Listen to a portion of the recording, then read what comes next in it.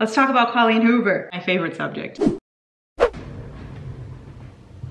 Let's begin. Hello, besties. I'm Larissa, for those who don't know. For those who know, hello. In my bookshelf tour video, I asked you guys if you would want to see me talking about Colleen Hoover because she is my favorite author, along with Mariana Zapata, Penelope Douglas, and Elle Kennedy. If you didn't know, now you know. And you guys said yes, because I have a big collection of her books. Let me show you. Hold up, wait a minute. Ta-da! So I've read all of these. What was I talking about? Oh my God, I have the brain capacity of a literal peanut. I forget things so quick. Does that happen to you guys? Am I okay? Don't answer that. Colleen Hoover. Right. So I'm going to be talking about Colleen Hoover. I'm going to be telling you what books I think are good to start with, and I'm going to be giving you some descriptions of each of these books so that if you're undecided on where to start, you just pick one of these. Whatever interests you, you know? Whichever ones you pick, I promise they'll be good.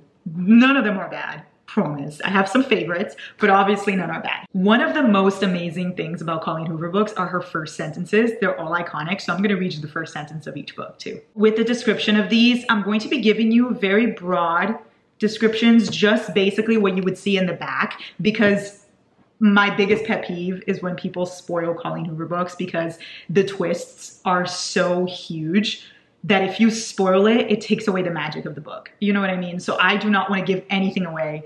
I'm just going to be telling you what's in the back of these books so that you can decide what you want to read. In my own words, obviously. Plagiarism. Keep the comments spoiler free, okay? Very important, because I refuse to let a Colleen Hoover book be spoiled. Look up trigger warnings for every single one of these books. Colleen Hoover books definitely have a lot of triggering moments. So if you know your triggers, please look up trigger warnings. I'm not going to be telling you them for these books because a lot of it spoils the book. So I'm not going to be doing that. If you know your triggers, please look it up. Now that we've gotten that out of the way, let's begin. I'm going to start with one of the most underrated Colleen Hoover books, Hopeless.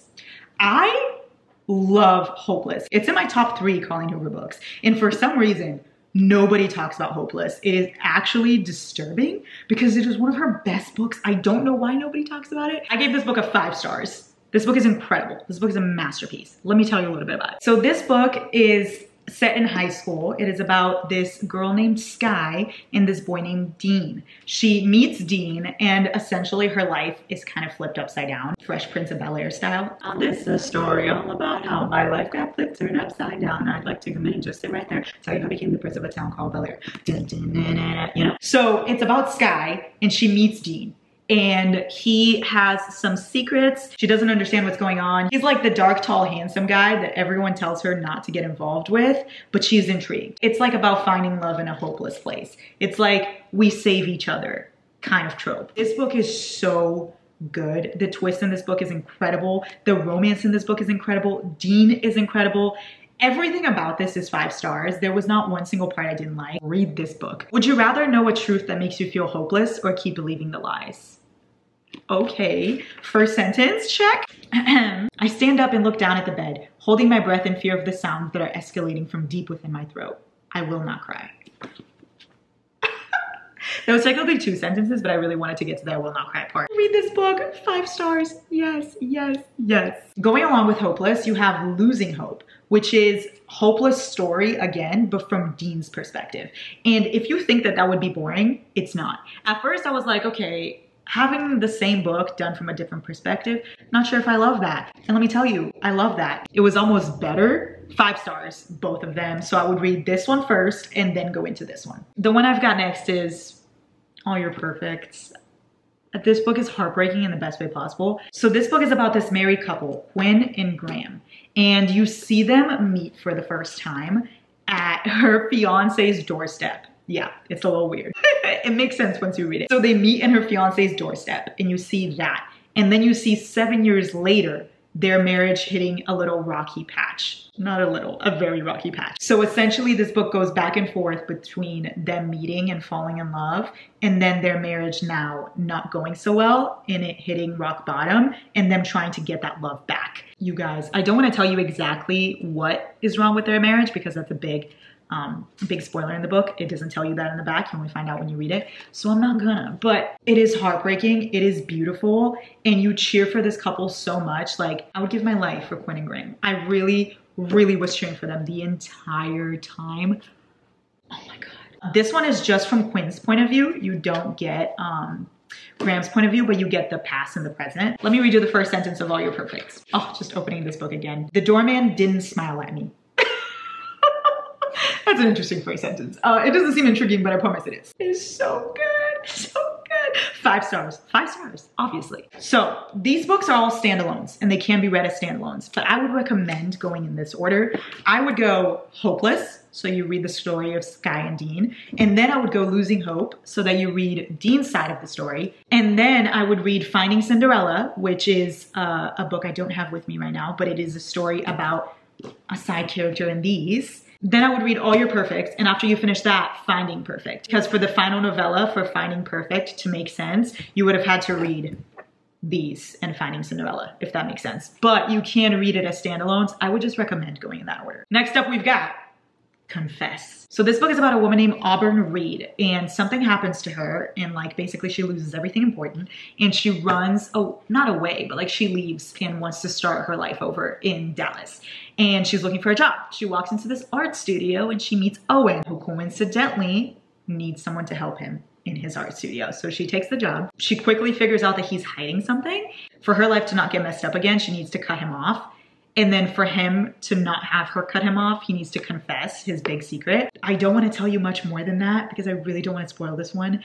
Read it. It is so good, and for some reason, once again, underrated. Let me read you the first sentence. I passed through the hospital doors knowing it'll be the last time. Okay, I love that. And also this book is dual POV, so you get to see Owen and Auburn's side, which I really liked. This one is a pretty popular one. I would say if you've read any Colleen Hoover, you've read this one, but Ugly Love. It is one of my favorites. Ugly Love. My heart shattered in this one. It is so freaking good. I don't know. Read this book. I would say a big consensus of this book is that most people like it. Some people don't really like the male character. I loved him. Ugly Love is definitely 5 stars. Definitely. You've got Miles and you've got Tate. Tate moves in with her brother.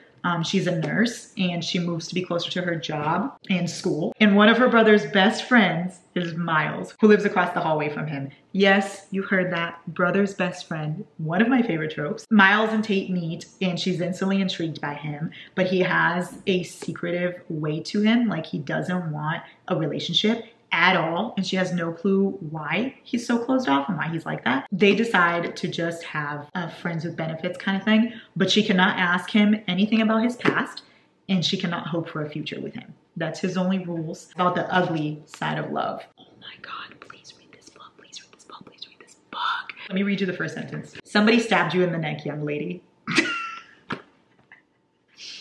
Colleen, man, she's just out for blood. I don't know why her first sentences are so appalling, but they're so intriguing, right? Like you read that and you want to know what the hell is going on. With this one, you get the dual POV of Miles and Tate, but the interesting thing about this is you get past and present as well. Like you get Miles' POV of the past and you get Tate's POV of the present. Hearts get infiltrated, promises get broken, rules get shattered, love gets ugly. Yes. Now, since we did Ugly Love, which is a very popular one, I'm gonna do a not so popular one. Regretting You. Oh my God. This one, I think it's the most underrated one, honestly. Regretting You is from the point of view of a mom and a daughter, which I have never seen in a book before. And it's Morgan and Clara. Let's just say they're not Lorelai and Rory Gilmore. They don't get along super well. The glue of their family is Chris, which is Morgan's husband.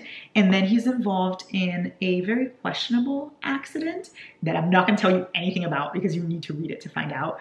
But essentially, it leaves Morgan and Clara like trying to pick up the pieces and basically disconnecting completely. You see them trying to rebuild their life, but then keep drifting farther away from each other. And they don't know how to come back to the mom and daughter that they should be. You see 2 love stories in this, the mom's love story and the daughter's love story. And then you also see the story of them together. This one's amazing. And the 2 guys in this book are incredible.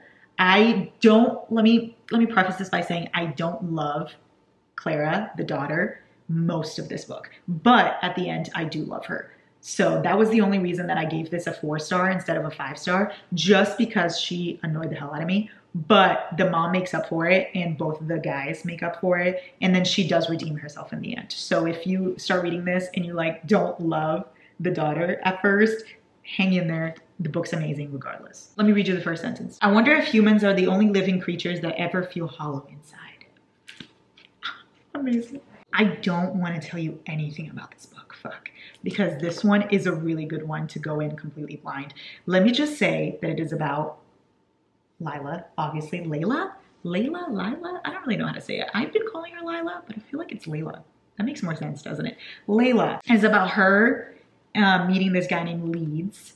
And then she kind of gets into a little accident that leaves her, como se dice, not the same as before.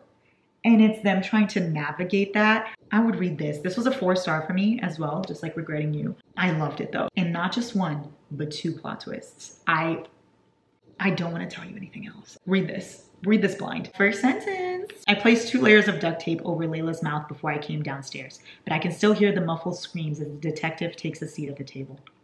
You guys, what? Next, we've got November 9th. This one's a bit controversial for me because it's a lot of people's favorite and it is not my favorite, but I still love it. Don't get me wrong. I love it. It's just not my top. I rated it 4 stars, but it is a lot of people's absolute favorite book. So this one's about Fallon and Ben. Fallon is moving and she meets Ben on the day she's leaving. And he is a writer and he writes romance novels.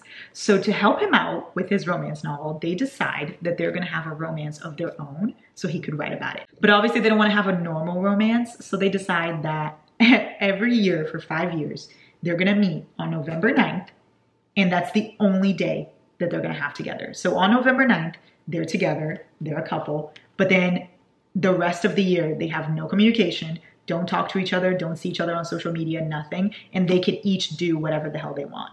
So their love is only on November 9th for 5 years. And after those 5 years, they're gonna regroup and decide if they wanna be together. That's essentially the plot of this one. Don't wanna tell you much more than that because there are 2 plot twists in this. Let me explain myself with why I didn't give this 5 stars.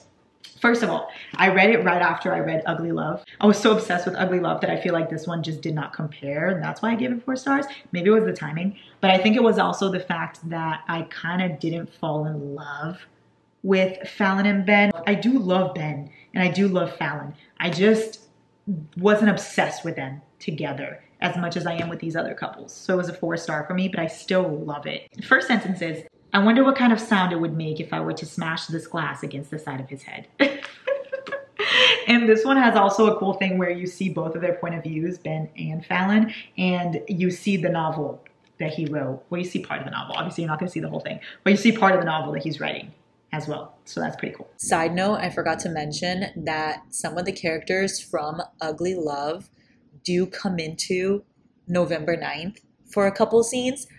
So I would read Ugly Love before November 9th. That makes sense. It's not like a big thing, so you can do it in whichever order. But if you want to avoid spoilers for Ugly Love, I would read that one before November 9th. Let's get this one out of the way now because you need to hear this one. Fuck is Verity good. Oh my God, I tabbed it and I read it. I think it was in one night. I picked it up at like 8 p.m. and then at 5 a.m. I was still awake reading this book and completely mind fucked. This one is if you want to be completely destroyed, like your brain destroyed. Not in a sad way, just your brain absolutely destroyed because you have no idea what to believe.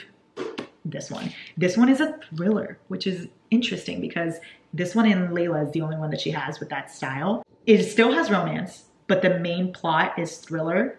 And then there's also romance in it, if that makes sense. This one is just one point of view. You only see Lowen's point of view. Essentially, she is a writer and she gets hired by this man to continue writing a series that his wife started. His very famous writer wife named Verity. She has a series that's very popular, but right now she's sick and she cannot continue said series. So he hires Lowen to ghostwrite for her. Not ghostwrite because people will know it's her, but write for Verity because she can't. So she moves into Verity in his house to read over her notes and to study and all that. And that is all I'm gonna say because this one completely leaves you mind fucked. 5 stars, 5 million stars if it was possible.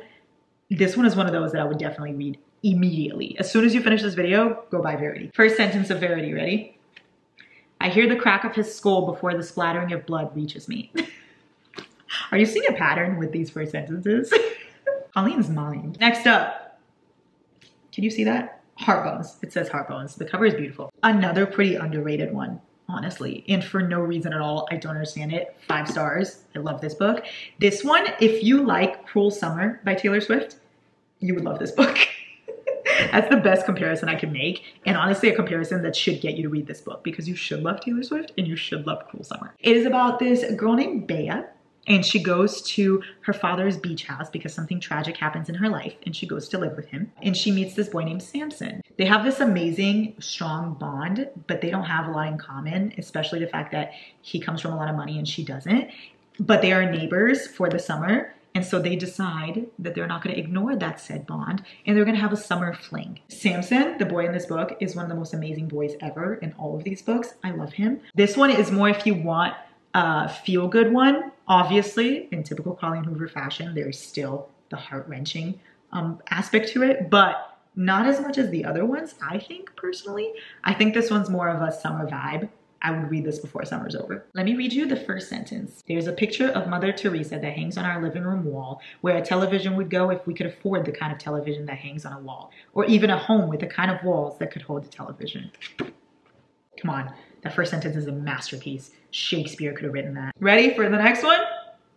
Maybe Someday, baby. So Maybe Someday is part of a trilogy. It's Maybe Someday, Maybe Not, and Maybe Now. I don't have Maybe Not and Maybe Now, but I do have Maybe Someday. Wow, there was a lot of maybes. This book is about this girl named Sydney. She's in college. She has a great life with her boyfriend Hunter and her best friend Tori, until Hunter cheats on her with Tori. So yeah, one can imagine that she's not doing so well after that. And she falls for this guy named Ridge, who is her neighbor, who plays the guitar. Yes, music is involved in this. There's also a Maybe Someday album on Spotify. Go check it out while you're reading it because it makes the experience that much better. And then while you're reading Ugly Love, listen to the song Ugly Love by the same artist that did this album for Maybe Someday. Same thing with November 9th. He also has a song for November 9th. His name's Ridge, and he's like an attractive, mysterious guy. And he plays the guitar. Just, need I say more, honestly. This book has deaf representation, which is one of my favorite parts. I love that. I don't normally see that in books. The only time I've seen something like that is in Archer's Voice, which is not exactly the same thing, but it's that style. I love this book. 5 stars. Let me read you the first sentence. I just punched a girl in the face. As you can see, I love Colleen Hoover because there's not a single one of these books that's below 4 stars. I've got the last one I'm going to talk about today. And let me just take my time to let you know that if you're going to read any of these books, it needs to be this one. Okay? Capiche? Capiche. It ends with us. This book has my entire heart and soul. If I could pick one book, one single one, to take to my deathbed, to bury with me in my coffin, it would be It Ends With Us, you guys. It would be. First of all, cover, beautiful. In story, magnificent. So this book is about this girl named Lily who meets this attractive, rich, incredible, arrogant, cocky, mysterious neurosurgeon named Ryle.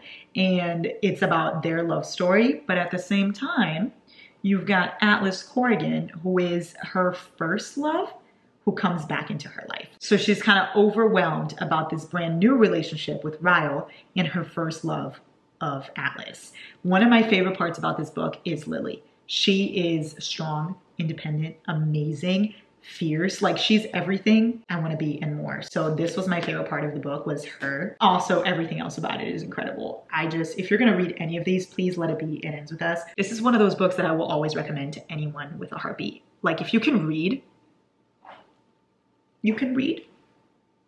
You have a heartbeat? You're alive?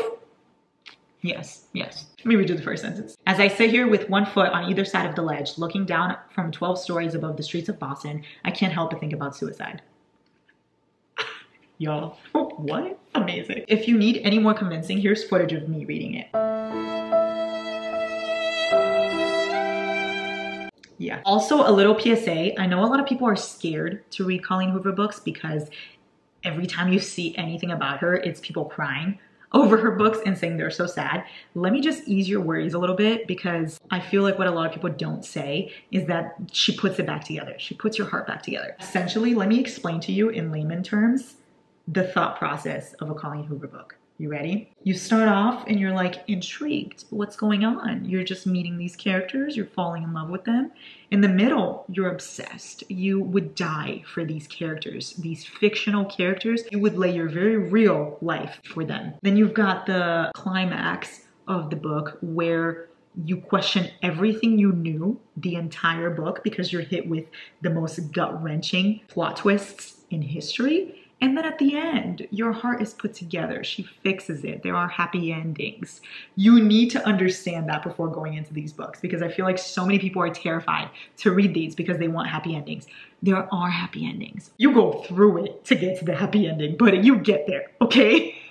With all of that being said, let me tell you really quick which books I think you should start with if you have not read any Colleen Hoover books, or maybe if you're just not very much of a reader, either a romance reader or you are just starting to get into books now.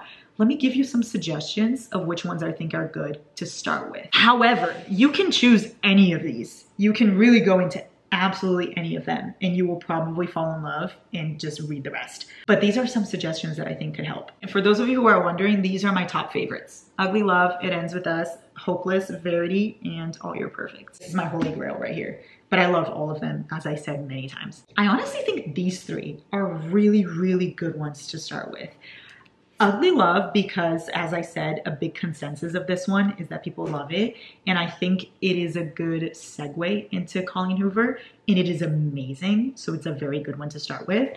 Heartbones, because like I said, the summer feeling of this one's amazing, and Samson and Bea, incredible. Very good one to start with. And then Maybe Someday, for the same reasons as Heartbones. I think the story is amazing, and it kind of is more feel good than the rest. That makes sense. If you are normally into thrillers and you're trying to get into romance, I think Verity is a great one to start with. It will completely fuck you up. So beware of that. I think if you are into thrillers, this is a good one to get you started on romance and still have that thriller aspect to it. But like I said, you can literally pick any one of these and it'll be amazing. So I hope that this helped. A lot of you were asking me to do the Colleen Hoover books suggestions. I hope that helped you. I hope you pick up one of these books. Let me know which one. Let me know what you think. Let me know your opinions. Anyway, I hope you guys have a great day. I love you, besties. Bye.